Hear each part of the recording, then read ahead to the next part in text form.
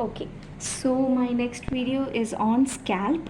Scalp forms the soft tissues covering vault of the skull. Okay, so the vault of the skull which is covered, that is covered by soft tissues. The extent, anteriorly it extends from superciliary line, posteriorly till the superior nuchal line, and laterally till the superficial temporal line. Okay, superiorly superciliary line, posteriorly superior nuchal line, and laterally superficial temporal line.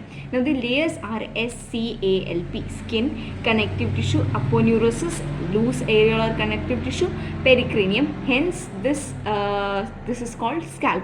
Okay, now skin is thick and hairy. It contains sweat glands and sebaceous glands, except and hence this is the common site for sebaceous cyst.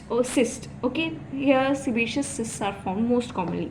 Then comes connective tissue. This is made of dense fibrous connective tissue. It helps in adhering the first layer, that is the skin, and the third layer, aponeurosis, firmly. Okay, and it consists of small pockets through which the blood vessels and lobules of fat are contained, through which blood vessels and all pass. Then comes the aponeurosis. Aponeurosis is formed by the aponeurotic layer, that is formed by the aponeurosis formed from the occipitofrontalis muscle. Okay, so this occipitofrontalis muscle has two bellies. One is frontal belly, one is occipital belly. Okay, so as you can see in this diagram, so these are the two frontal bellies and these are the two orbital bellies. Okay, so from these arise the aponeurosis, and in fact the aponeurosis is the insertion of these two muscles. Okay, now then comes loose areolar tissue. It serves as a natural plane of cleavage, most common site for spread of infection. So loose areolar tissue is the most common site for spread of infection, and it acts as a natural plane of cleavage. Okay, now then comes the pericranium, which is the fifth layer, which is firmly attached to the periosteum of the vault of the skull. Now comes occipitofrontalis muscle. It has two origins: frontal bellies, occipital bellies.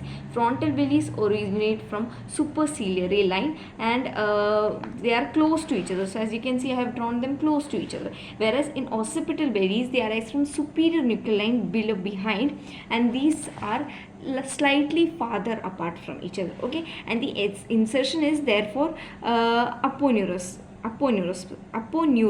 Okay, and then the action is when the muscle contracts, the frontal bellies and the occipital bellies, they do alternating contractions to move the scalps forward and backward. Okay, to move the scalp forward and backward, these occipital bellies, they do alternate contractions.